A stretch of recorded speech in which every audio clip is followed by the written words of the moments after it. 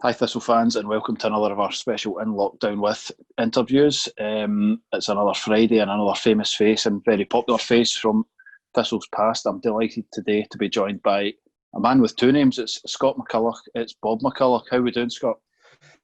It's also a large fist. I'm great, thanks. Great, thanks. I appreciate the chance to come on. Brilliant. We'll start with just asking how have you been over the past few months, because clearly it's been a tough time for us all. It's been really, really strange. It's been hard. It's been there's also a lot of perspective. I'm part of the shielding group, believe it or not. I've got an illness when I was younger, and I'm part of the shielding group, so it's easy to slip into a wee mode. We feel sorry for ourselves, but sometimes you turn on the news, look at a newspaper, something like that, and as I said, it puts it into perspective. There's people that they're having real tough times out, family members and personal situations. So no, it's been a period of time you actually start appreciating things as well, and also you appreciate a lot of work that goes on behind the scenes for various people, for NHS, social care staff, everything in general. It's a time we actually sit back and appreciate what we've got. Absolutely. Yeah. Absolutely. Well, delighted to have you here, and obviously wish you and the family all very best in the weeks and months ahead. I appreciate it. Going back to your football career, I was looking up yesterday, life before Thistle. You played for a number of clubs. What was your experience like, and where did you feel you were playing your best football before coming for Hull? Well, probably my best football was probably Dunfermline, hence the kind of the link with Dick. I had Dunfermline with Peyton and Dick, and had a good spell when they sold me for a few quid to Dundee United, and that's when the relationship with Dick started. Prior to that, I'd spelled I was at Rangers since I left school. So I was at Rangers from 16 to 19. Pardon me. So I like to think I had a decent grounding. Unfortunately, when I was there was a reserve team lit it with international players, so the chances of me getting through into the first team were partly non-existent. So it was the old adage of to a step back to the two-step forward. So I went to Hamilton Accies for Rangers. Struggled with injury for a spell. As I said, I had an accident when I was younger, hence the reason I'm shielding. I ruptured my spleen, had my spleen removed. I was at Rangers, and it took me a long time to recover for that. I went to Hamilton and had a spell. I broke my collarbone, I think twice or three times, and difficult spell. But once I got myself up and running, I felt as if I was doing okay. Then Dunfermline came in, Peyton came in, and that's when my kind of the career really kind of kicked on. I owe a lot to Hamilton for being quite supportive and been really.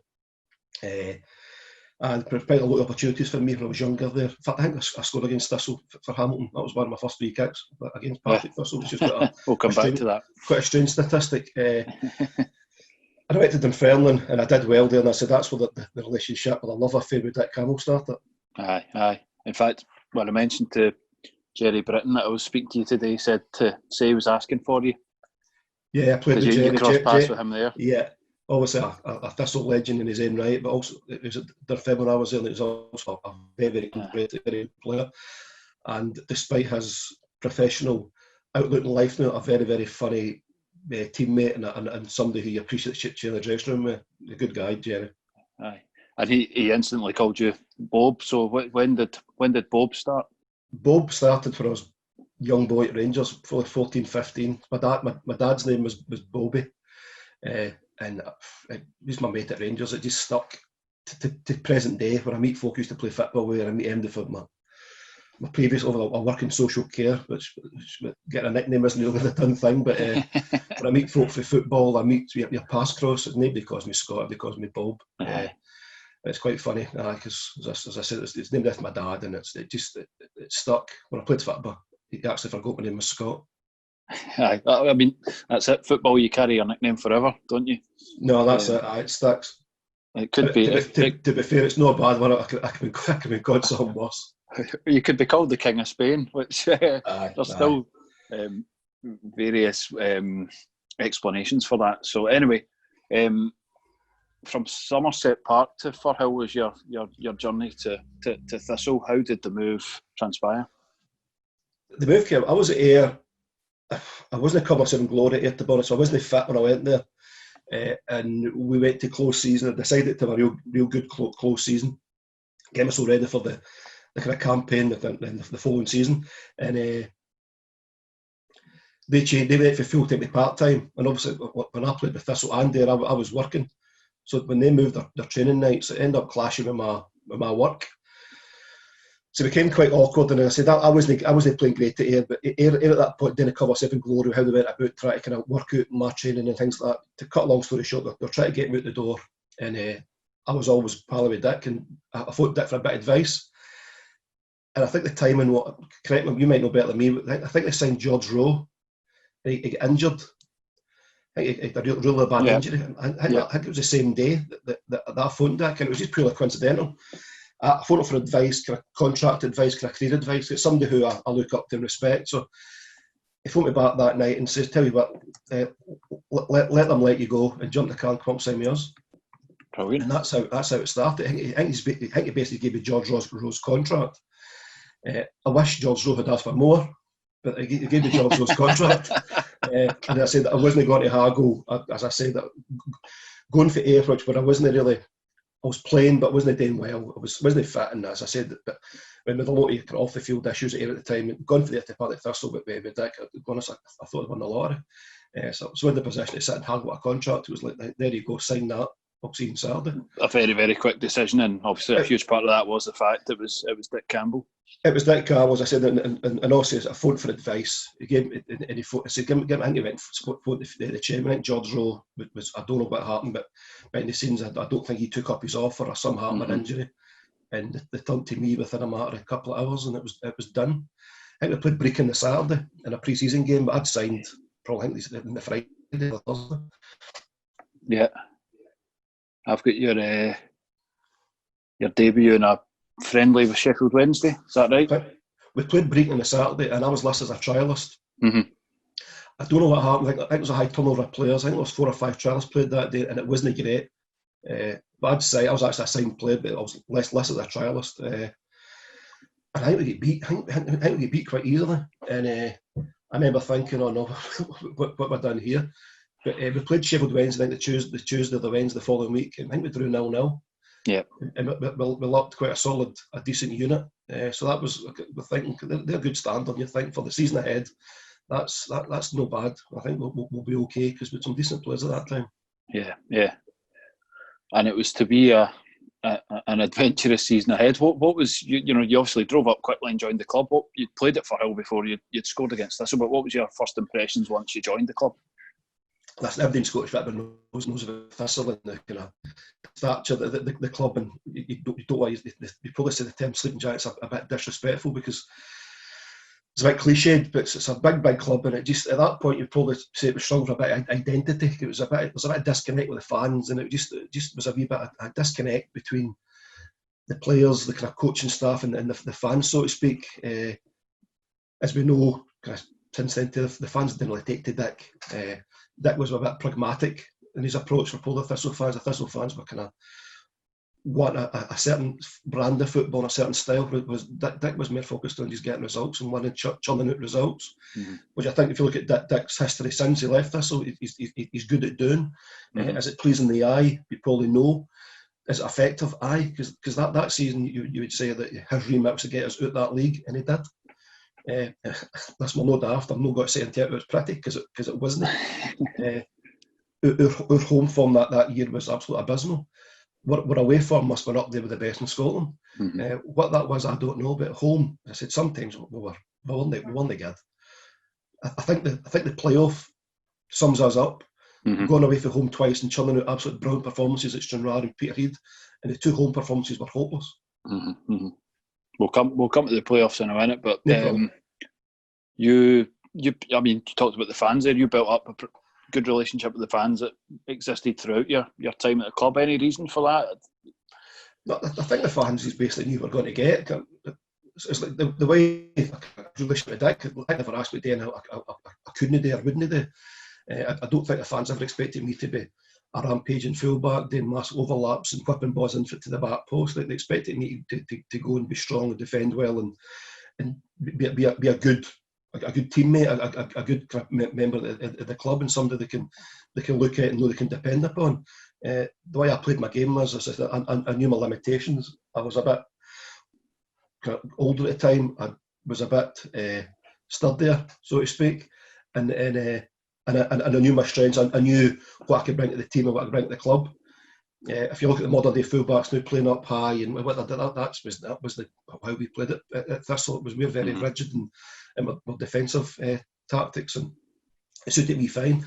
Dick was the same with Dunfermline. He just wanted a solid, rigid back four. He wanted me to sit and play left back or left centre half sometimes, and that suited me right down to the ground, because I said he never asked me to do something I couldn't do. Dick would always tell like Bob, getting forward, Bob, was not a problem getting forward. We got forward all day long. Getting back's an issue, but getting forward's not an issue.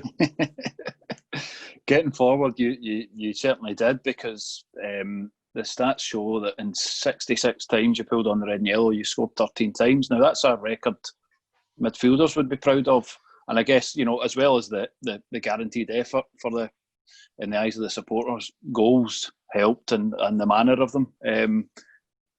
Any for you stand out? What, you know, was this a bit of a purple patch for you? It's a purple patch. I've always chipped in with a few free kicks, a few kind of goals for set pieces here and there, but no, it was definitely a purple patch. Also, it was a standing joke was that it was my daughter was born that season, and when Reese was born, that was a time where I kind of kicked on and started scoring. I think I scored at Alloa, then I just scored a goal every other game for a good few weeks, and that was the time when she was born. The good thing was I scored quite a few important goals that season in playoff games, and a few single goal wins. And no, it was just in terms of goal scoring, I don't think I had a season anywhere close to that prior to our son. So no, it was a purple patch, definitely. Definitely. Alloa away 6-1, Morton home 2-0, Stirling Albion away single goal win, Stenhousemuir 4-1 in the cup, Alloa 4-3 at home, Dumbarton 2-1 away, Ayr 2-1 away. So as you say, a lot of single goal wins. Gretna away, we won't talk too much about. No. But yeah, and then we obviously come to the playoffs, but a big chunk of those were free kicks. Is that, did you practice them much? Was it instinct? What was it? Not really, no.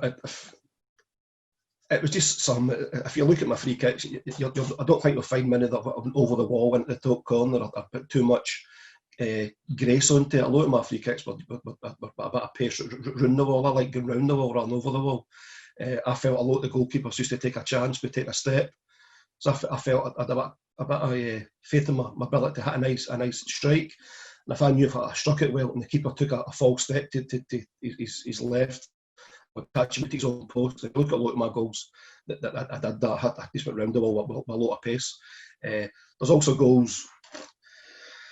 Because like Inverness up there, it was very similar. Mark Roberts had a wee knacky getting a run across the flight of the ball. So there's a lot of goals came off these set pieces, like deflections, nicks. The players knew what I was going to do. The free kicks. So Marco was really skilled at the time he's run across the defender, and Inverness over it sticks in my mind.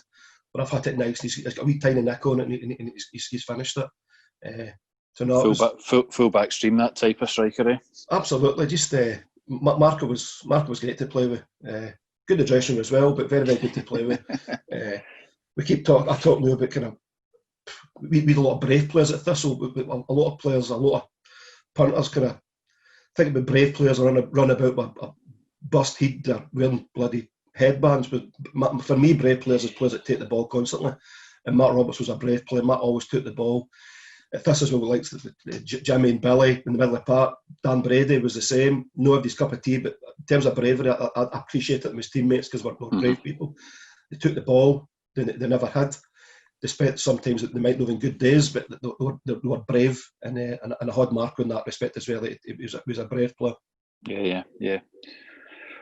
And then we will also get to the playoffs. I think probably as supporters we went in that with hope, because we were so far behind. We knew so far behind Morton that we knew, let's just get through that game against Stranraer if we can, and we'll have a chance. I think we expected to play Morton and not Peterhead, but I suppose we should, as you say, focus on the two away games out those two, the semi-final and the final, going down to Stranraer midweek. It just couldn't have gone better for club and for you.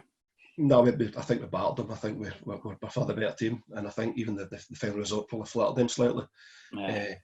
But also, there was also that nagging thing back. I mean, we knew our home form that season wasn't great, so I think deep down we knew this isn't by yet, because it was the 2-goal lead. You're thinking a 3-goal lead is cutting, so it was a 2-goal lead. We potentially chuck this away, because I said for some reason, can't put a finger on it, some of our home form and some of our home results that year were a shambles.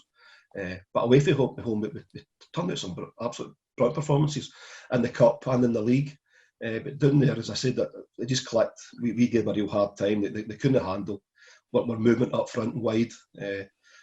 Mark gave him a hard time. Also, I nicked a goal in, but in general, I thought we were by far the better team. And if they had have nicked it for an absolute travesty, because they didn't deserve that. We didn't, and we got over the line, and then the epic doubleheader with Peterhead. I was speaking to, it might even have been Marco was speaking about it after the first leg. He sensed that Peterhead were just a wee bit over celebrating, a wee bit jubilant about it, and it kind of stuck a bit of extra fire in the belly, if you like, for the second leg. Let's be honest, it was a good result for them coming to our place and getting the win. Yeah, but it wasn't until a surprise, and we'd faith in ourselves to go away from home and get a result. But probably being more confident in away and get a result when we were at home. So we knew deep down that this isn't by yet. We'd players that can go and score goals.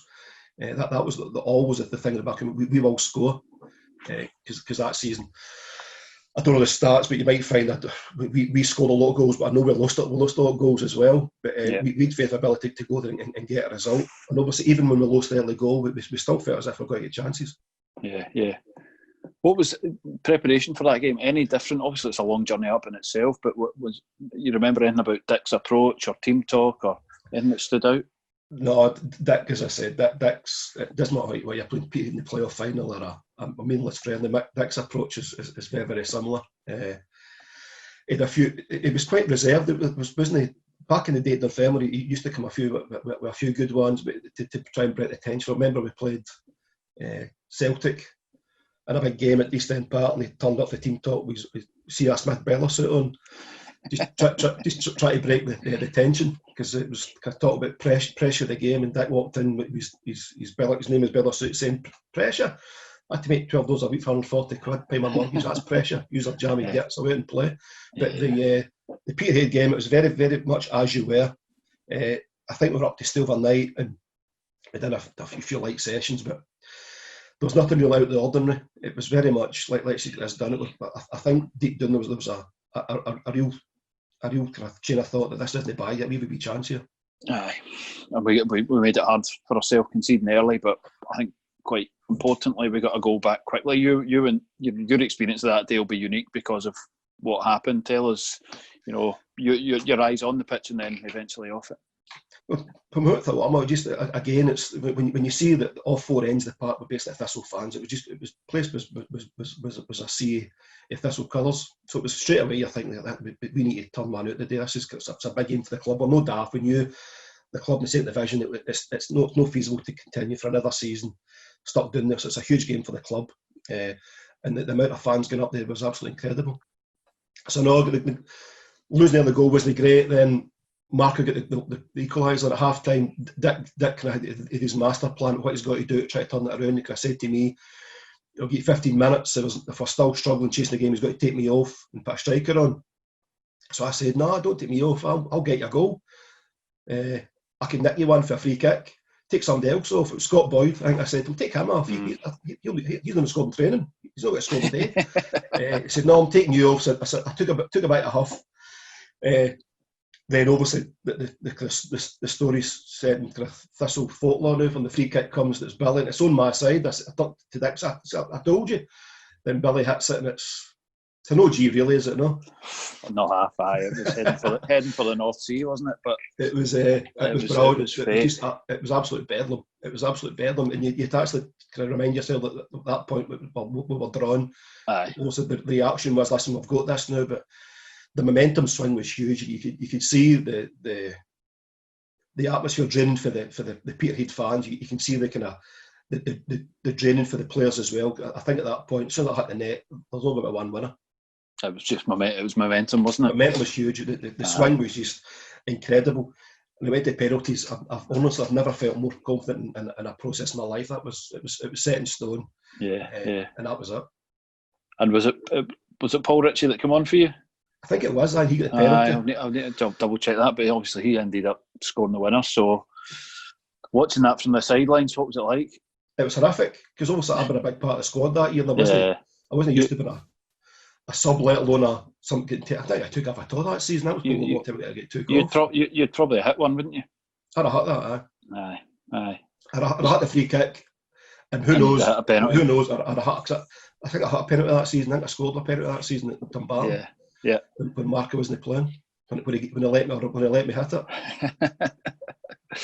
But then, hey, Paul Ritchie scores the winner. Fans are on the pitch. Great celebrations for us for about half an hour there with you guys, and then I'm sure you milked it on the way down the road. Oh, the bus game was just an absolute riot. An absolute riot. I remember just stopping at a Asda or a Tesco, a supermarket. Just somebody's going on the bus with trolley loads of isotonic sports drinks. To see you down the road, I'm sure it was. The first thing I was doing, I was the dressmaker again, trying to phone my work right at the motor off. Because I was working at the time, I was probably only part time on the team at the time. I'm thinking, I need them on off. I can't go to work in the morning. I've got an absolute riot. You'd have been deep into Sunday evening by the time you got on the bus, eh? So definitely absolutely brilliant. The journey home was, as I said, it was absolutely brilliant. It was nothing daft. It was just daft boyness, and I think it was just an absolute release of the season. I think everybody felt the tension. Yeah, the coaching staff, the club officials, the players. I think everybody just, it was an absolute just release. It was more relief than joy, if that makes sense, because it was we knew the club. We shouldn't be celebrating getting promoted for 8th division. That should be a gimme. So doing that bush, I think, thank Christ that one's done. We can move on, and the club can hopefully kick on. It's just such fine margins, and it feels like we've been on the wrong side of them so many times. So when it came in our favour, because that free kick was the pivotal moment, and it fell in our favour. So it deserved to be celebrated. But as you say, it was just good to be back in the second tier and start build towards obviously trying to get back up to the top tier. You stayed another half season, but looking at your career stats and the amount of games you played at Thistle, I think you played more football at Thistle than anywhere else. I could be wrong. No, I did. Yep. Also, in the 8th division, Thistle was still full time, and I was part time. I was working at a decent job, so I wasn't going to go. I was no interest in going full time, which was okay in the 8th division because my shifts worked in with Dick training plan. When you go to the Championship, there's no many part-time players in the Championship. I don't think there was a part-time club in the Championship that season. You might find that's probably about the only part-timer. And it worked initially, but the more season went on, Dick was a big one for doing shape and doing a lot of kind of patterns of play. And I was working, and it offered me full-time terms, but as I said, it was no disrespect to part of Thistle, but in terms of my circumstances, I wasn't going to give up where I was in my kind of professional career for a 1 or 2 year blast at full-time football. I've been full-time for years and years and years, so yeah, I was looking at the bigger picture. So no, I've no regrets. I wouldn't go full-time. I stayed part-time, and Dick, to be fair, let it go for a while. Then it got to the point, because I was missing so much in my the training, i.e. like the Thursdays and some Fridays running about patterns and shape and doing a lot of set pieces. It just got to the point it wasn't working, and we agreed that I would move on. To be honest with you, I signed a 1 year deal when I first signed, and I wasn't expecting the additional year. It's quite a funny one when I done the negotiating, because you're right in terms of my goals and my contribution to the season before. So he thought me come up for contract talks. I'm thinking, because I think I got 11 goals or something like that season, and a lot of big goals, and it wasn't a lot of money. And I've never been money motivated with football. I've always appreciated what I got, but as I said, although you're money motivated, I'll know the what rip took me. So I'm up to see Dick for contract talks, and he was offering me the same money I was on the season before. I'm saying, Dick, I got 11 goals last season. It was massive in your promotion. It was a lot it was doing to me. He looked at me and said, Bob, you lost 63. So that was Dick's mentality, that you got me big goals, but I'm not a left, I'm not a defender. He was always big on defenders defend. Just go and get me clean sheets. So although I was churning in goals, it was putting his hair out, because the defensive record was absolutely shambolic. It was terrible. But that was a contract talks. I remember back to my wife when I signed the contract. She's like, what did you get? I said, same as last year. You're joking? She says, no, happy to sign. I guess if you'd thrown Gretton out of the equation, it might have got somewhere normal. They were a bit of a freak, and obviously for the kind of backstory that came out, but I think it was just goals galore that season, as you say. So Some of the scores, but Gretna was, as I said, it's an anomaly. Just some of the things we're doing, it was, I think, in football, I think everybody knew it was a very, very big project built on sand. We knew there was no foundations down there. There was no infrastructure. Unlike Thistle, with a massive infrastructure. If we'd got it right at that point, maybe Gretna had done it in a bit more structured manner, it would have been a better contest. But some of the money and some of the stuff going on down there was absolutely scary. Again, we took a few spankings that season after them. Aye. We won't go into that. No, please don't. But you stayed another half season. I do remember when you left, you got a lovely write up on the website, and there was loads and loads of fans, commenting on social media and on fan pages, just thanking you for your contribution, because they were sad to see you go. Understood the part time bit, but a whole 18 months where you gave your all for the club, and the fans totally acknowledged that. No, I appreciate them too. I think it was also, I did a lot of press after the games there. I think I got a reputation for quite brutally honest, and I'm no one for trying to skit around a bit. If we were bad, I'll front it up, and I'll not say it was because of the squad rotation or some went wrong with the preparation. Listen, if you're bad, you're bad. Front it up and take it to chin and move on. I'm also quite protective of the coaching staff. A lot of time that the flat going about lands in the lap of the coaches or the manager. Sometimes the players need to front up and say, listen, we're not good enough. So some of the results we got for all that season, front them weren't good enough. And that wasn't the end of David Dick or Jimmy or any coaching staff. We're doing the players. So if we're taking all the plaudits about doing well, like Peterhead and all the good stuff, we also need to be prepared to take the other side of it. So no, I got a great relationship with the fans. The fans were always great to me. You always bump into them, even in my kind of current life, and when you're holidaying, you always bump into a Thistle fan. We've always got a pleasant word to exchange. It was a good 18 months, and it's nice that they appreciate it, what I try to do. Brilliant. It's been really good. Going back in time with you and running through that journey. You went on to Steny. Yeah, that didn't. As I said, that was probably a slight regret. But I left Thistle, I probably didn't appreciate the affinity I had with the club, and the fact it just took me back into it. It just didn't work. In hindsight, at that point, I probably should have walked away. I probably had a season at Steny that I shouldn't have had. Some of the regret to a point, but I'd love to have went there and done myself more justice.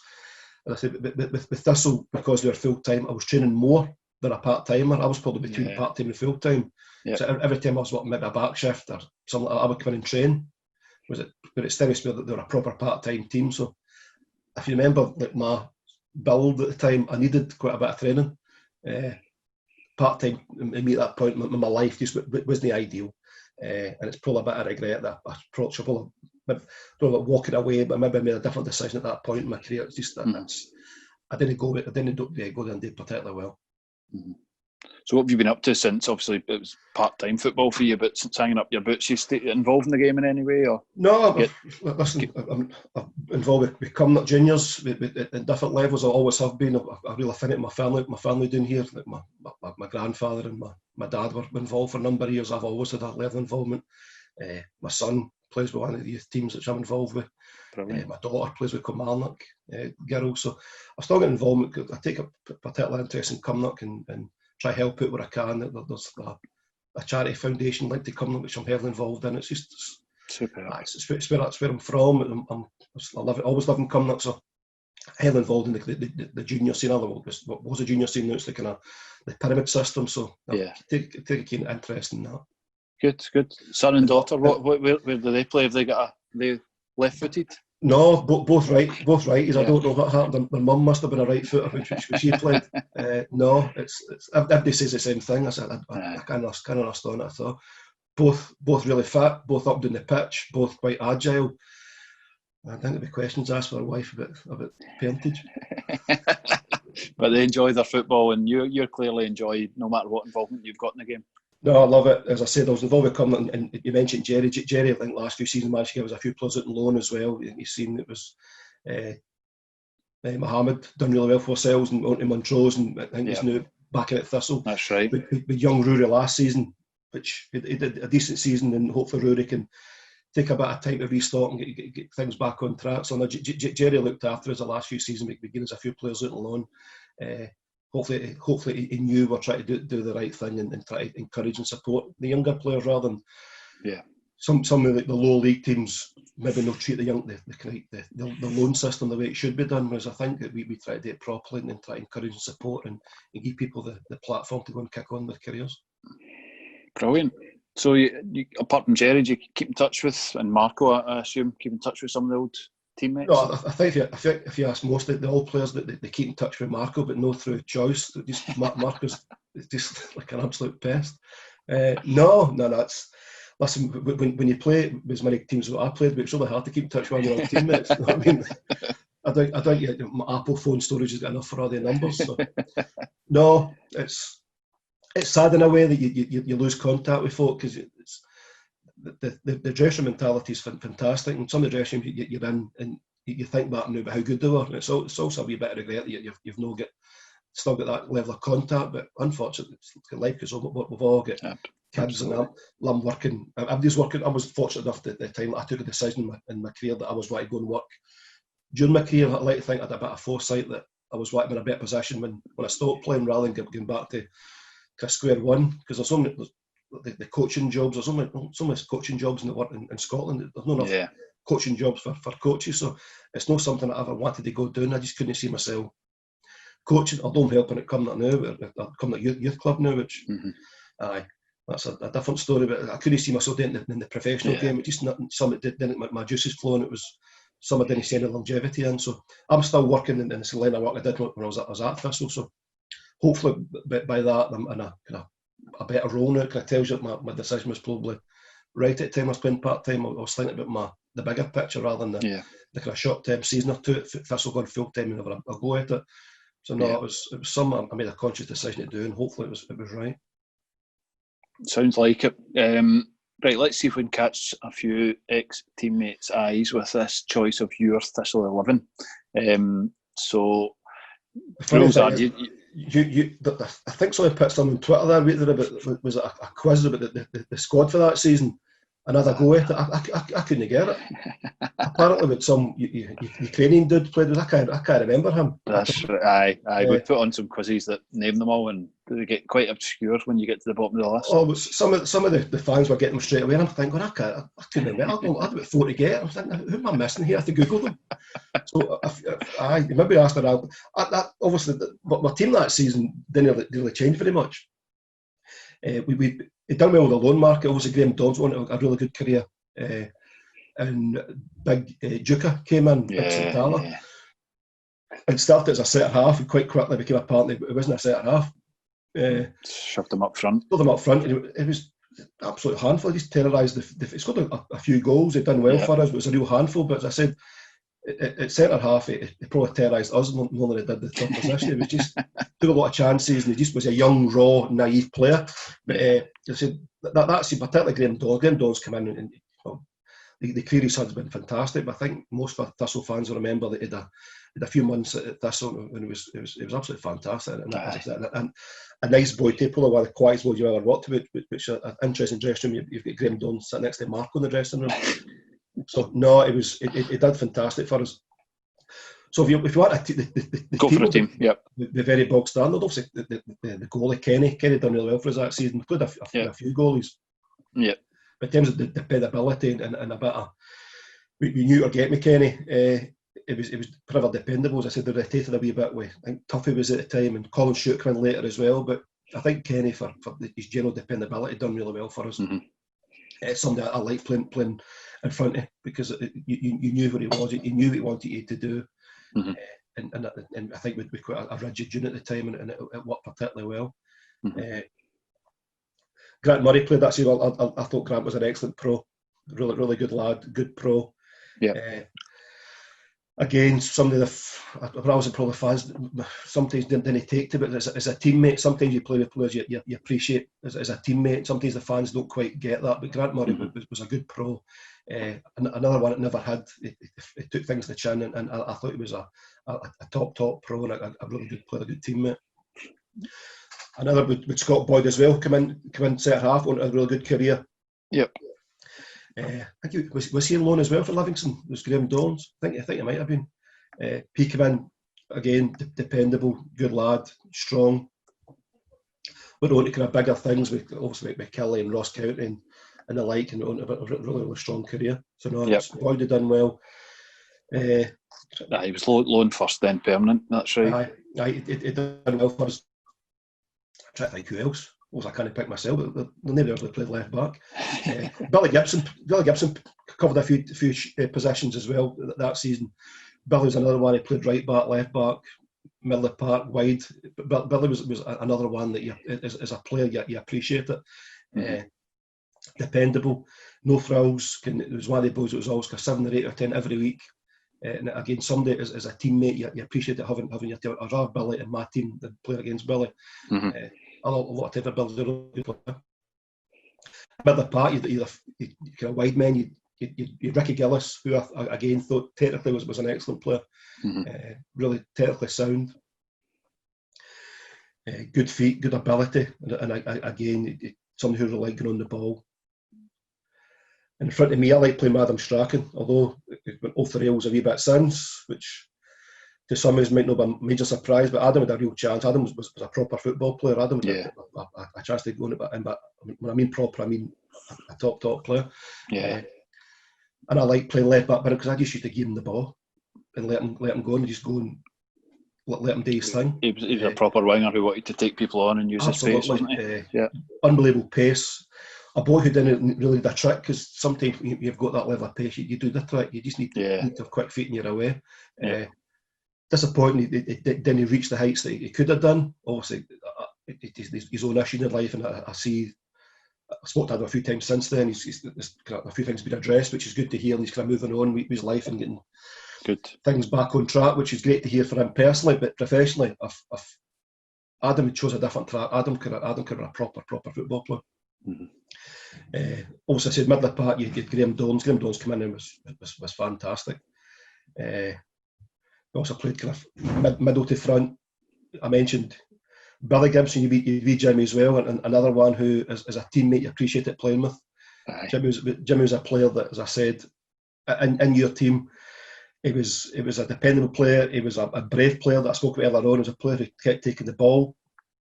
Regardless whether he was playing well or playing not so well, he was still got on the ball. And as a fullback, and if I can't get down the line, you're looking at and say, we Jim would always want to come and on the ball, which helps you in situations. And I mentioned bravery, and I felt Jim was a really brave player, particularly at Firhill, because as we know back then, sometimes the fans were a wee bit tetchy because some of our performances were horrific. Jimmy kept getting on the ball. Same as Dan Brady. Dan Brady was another one who was a man-made character for some of the fans, but again, as a teammate, you appreciate it. Dan worked with the team. Dan is one of the players that would rather sacrifice himself for the good of others. Sometimes Dan gave up his own performances for the sake of the team, which to me is a sign of a good teammate. He would go and do the dirty stuff and do the horrible stuff, which maybe allow Adam Strachan to go and play, or Ricky Gillis to go and play, or Graham Dons to break forward. Dan would go and do the ugly stuff and do it really well. And sometimes, as a teammate, we appreciate that, and he was another one putting that category. That team in general, that season, we had a lot of players you classify as good teammates. I don't think we did any world beaters. I think Graham Dons went down well. I think Marcus got a lot of goals.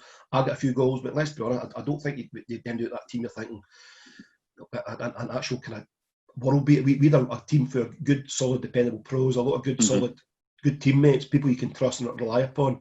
People who you can chip away at half time, mate, and after the game and have words with.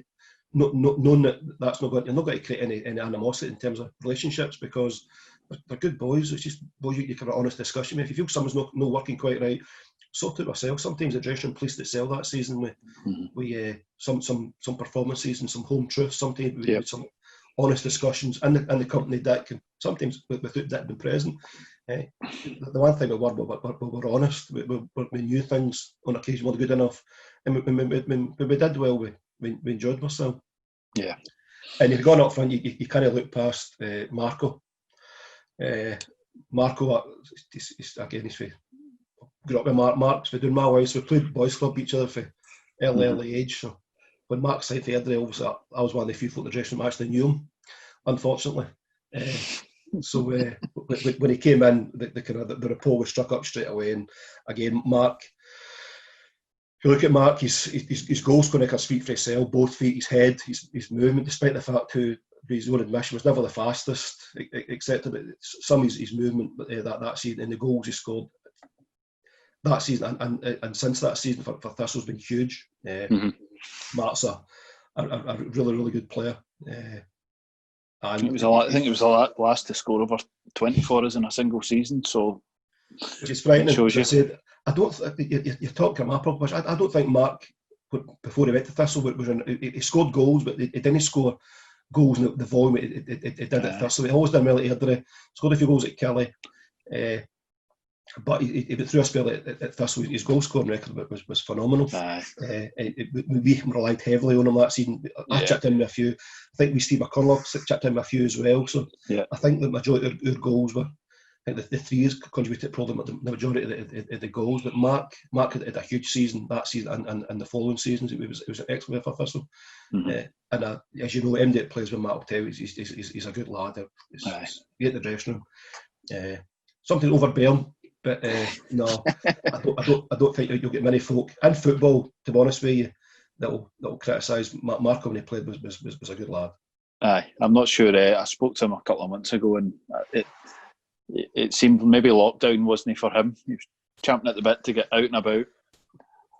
I just pity his wife and kids, to be honest with you. If lockdown's not for him, if he's struggling with, how do you think they're bloody feeling?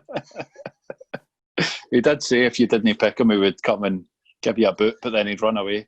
No, Mark, as I said, known him for years. He's in fact, when Dick signed up for Thistle, he walked out the dressing room. I was probably one of the only folk he knew in the dressing room. And he walked at the 14 dressing room, and I'm sitting in the corner. And he walked in with his copas over his shoulder, and he looked round about, and he seen me, and he went, "Bob, there's a few bad players here, though." Is that right? And I went, "Aye, Mark, welcome to Thistle." But again, he used to endear himself to the players, to the club. He worked hard. As I said, it was a good laugh after the pitch, but people knew on the pitch it was deadly serious. And that season, and the seasons after that, it was huge for the club. He's held in high regard by the fans up there, and rightly so. We owe a fair bit to Ayrshire for that season, for sure. That's that's true. The Ayrshire contingent struggling. Don't know how many that is. If we include you, we've got 11. If you can squeeze one more in. No, I'm not playing. Sid came before. Simon Donnelly came before the season. Simon was again a proper player. And another top pro. Again, you see what he's done since he stopped playing when he was coaching with Mark Namara and at different levels. Simon was a very, very good player. We didn't see him his best. His time also it was at Celtic. I played against Simon was at Celtic and we're past those numerous times during the years. But when Sid came to Thistle, you could see something to Ricky Gillis. Terribly very, very sound, very, very good player. Again, a good teammate, but a proper player. We've been pushing out a goal of the day, all through lockdown, and it's amazing when you're in that era, the amount that Simon's either scoring or more than likely assisting in. He's always involved in and around the box, and we deft touches, just a crank footballer. I know, it was excellent. Maybe your archive person a bit of a challenge to fit him on of mine if you don't mind. Right, challenge accepted. No, I'm only kidding. Sid was excellent. Really top player. Right, watch this space for a McCulloch special coming up. Right, I'm only joking. We've got 11 there. Cracking team again. I think it's a few similar picks to Marco and a couple of players there that he said were perhaps underrated, but not by their teammates. So brilliant. I think that sums your season up. Same with Dick as well. I think Dick, as I said, he never really caught the imagination of the fans that season. Some of the players as well. I think that season will always be looked back on with the fans has been quite a funny one. But did they enjoy it? I don't know what they did. They enjoyed the outcome, but the season, I would probably have a guess it was probably a season to forget. That season was memorable based on the kind of playoffs and the circumstances. But some of the results that season were beyond bizarre. We get beat at home for Alloa, Dumbarton, Then we got go away from an absolute. I think we between 6 after Alloa at their place. And absolutely, Yeah, that's right. That's right. them. That was I think that was a Santella day, wasn't it? I think they came and gave us a real hard time at our place, and we realised we were still in Albion. We couldn't quite put to bed as well. So it was just a really, really weird season. And the way it finished, Boris, just sums it up. Aye. It was a very Thistle season, but one that ended with big smiles for sure. And as I said, you were a big part of that. And for you to have played most of your football in your career for one club at Thistle and to have left, even a relatively short spell, but with such affinity with the fans, says it all. So I'm sure the Thistle fans will enjoy watching this, and let's hope that when we get back to normal, I know you're busy with work life and family life, but we can see you back at Firhill one of these days. And no, I need to. I've not been back since. Also, I gave a week of wave cheeto in the last game. I think it was Gretna when they came back and got a draw. Then that was me away. But I've not been back since. It was something I'd like today come back and see how things have moved on. Also, we wish the club well. It's going through a difficult spell now. It just seems to be, as you say, you just need a bit of continuity, a bit of consistency. You just get a bit of foundations in place, and hopefully the current coaching staff and management team could kind of put that in place and put foundation in place that Thistle can use for the kind of year or two, like use it for years and years to come. Because at the end of the day, the club should be sitting in the Premier League. It's a Premier League club. It's a Premier League setup. They just need to get that infrastructure in place and a bit of continuity. And let's be honest, a few bits of luck, a few breaks. And hopefully they'll get back there, because as I said, since that season, you wouldn't say they've been fortunate with rub of the green. This season sums it up with the outbreak and how things panned out and the decisions. I know. And it's absolutely shambolic. And you're thinking, if that's going to happen to anybody, it'll happen to Thistle. Aye. Whatever happens off the pitch, we just need to use it as a positive motivator and get on with it, don't we? And win football matches. That's what it's all about. So. Well, that's what it is. As I said, that season with Dick, it was that pragmatic approach of it. Yes, we have an idea of how we want to play. Yes, the Thistle fans want to go and they want to see a certain brand. But that season, the second division, it was let's just roll my sleeves up and grind out results. So a lot of games we won 1-0, 2-1, 3-2s, like single goal win, and we ground out a lot of big wins. And sometimes there's something to be said for that. I said it's okay. Listen, I'm a fan. I go to games and you want to see a certain brand. We also want to win games. And that season, I think it was the ugly stuff that Polar Goats promoted. And hopefully by doing that, it gets you a bit of a platform to go and kick on for. 100% agree, Scott. It's been a pleasure. Hopefully things get eased for us all in the weeks ahead. And let's try and get you up to Firhill for half-time draw and see a game in the new season when things allow it. No, I look forward to that. As I said, it's something I would love to do. You mentioned that the affinity of the fans. It was the fans kind of took to me. It was also the same from my respect. I really enjoyed it. I really enjoyed the kind of interactiveness of the fans and the closeness. It was always a good relationship, and it'd be nice to get back up and see a few familiar faces. Brilliant. We'll sort that out for sure. In the meantime, look after yourself, and thanks again, Scott. Appreciate your time. Thanks. Speak soon.